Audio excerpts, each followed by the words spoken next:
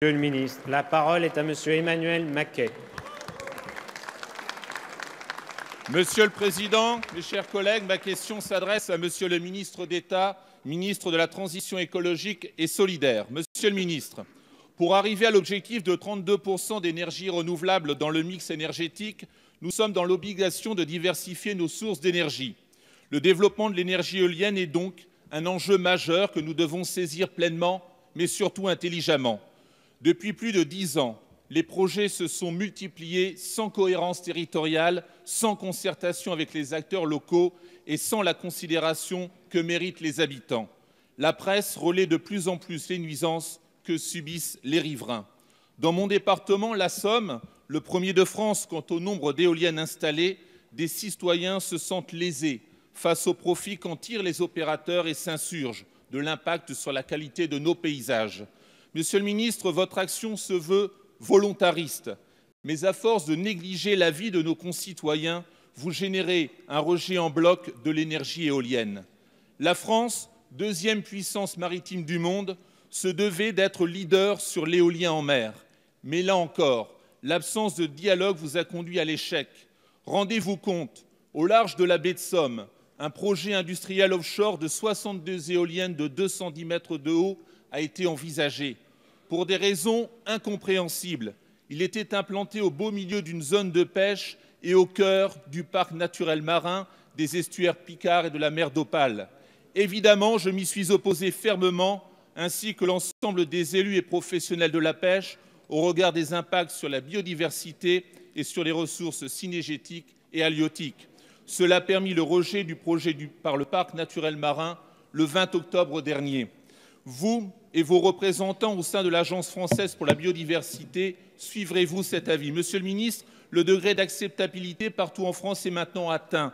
Envisagez-vous d'encadrer le développement de l'éolien en écoutant enfin les habitants? La parole est à Monsieur Nicolas Hulot, ministre d'État, ministre de la Transition écologique et solidaire. Merci Monsieur le Président, Mesdames, Messieurs les députés. Monsieur le député Maquet, d'emblée, je ne peux pas vous donner tort. Jusqu'ici, on n'est pas vraiment très bon. Et il va falloir que l'on engage une concertation, mais je pense que la meilleure manière, c'est effectivement la pédagogie, mais porter une vision.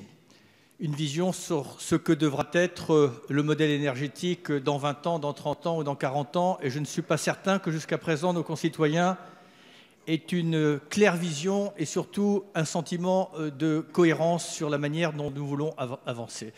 Mais je l'ai dit l'autre fois, chacun, évidemment, est pour la transition énergétique, mais dès qu'on veut mettre une centrale nucléaire, une centrale thermique, une éolienne ou des panneaux solaires, évidemment, il y a une forme de réserve. Il va falloir à un moment ou à un autre que l'on définisse ce pourquoi nous voulons aller.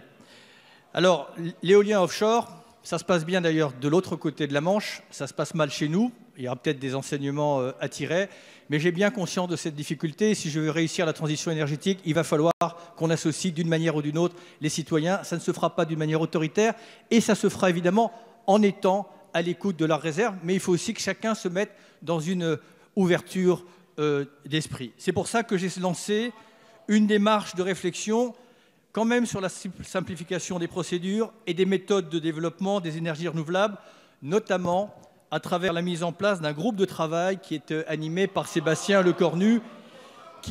Oui, mais qui va... Non, ce n'est pas du vent. D'abord, le vent, on va en avoir besoin pour faire tourner nos éoliennes. Mais pour aller dans votre sens, c'est-à-dire pour engager la discussion avec l'ensemble des parties prenantes. En ce qui concerne le parc éolien du Tréport, j'ai entendu votre réaction. L'Agence française de la biodiversité est indépendante, elle prendra sa décision, mais en ce qui me concerne, on va examiner les raisons qui ont conduit à ce rejet et nous en tirerons des conclusions. Mais je vous ai